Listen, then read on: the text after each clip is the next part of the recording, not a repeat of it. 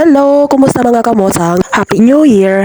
Matagal na rin na hindi ako nakakapagkwento-kwento sa inyo dahil alam mo yon yung busy-busyhan na nila. Ay nako, kung kailan may ubo ako at sipon ay saka ko naman naisipan na mag-vlog. So, itry ko, baka hindi naman bumiyok ha. Ito kasing reclining chair kamosang ay ma-share ko lang sa inyo na napa-order ako sa Shopee dahil nasira na. Ay basta, kahit sabihin nyo ano naman kung nag-order ka nyan wala naman kaming pakialam ay ikukwento ko pa rin sa inyo.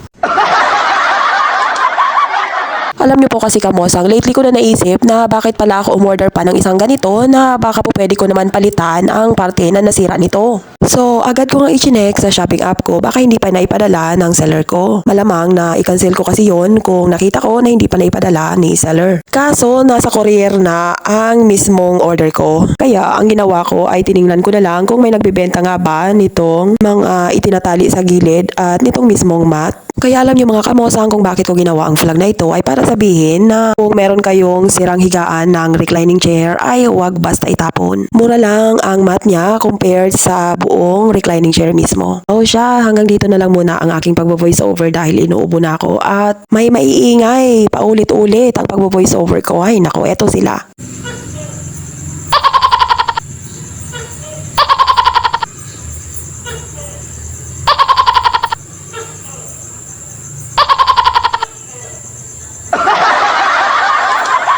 Nasa labas lang po kasi ako kamosang na nagvo-voice over kaya eto pa may namamaos pa.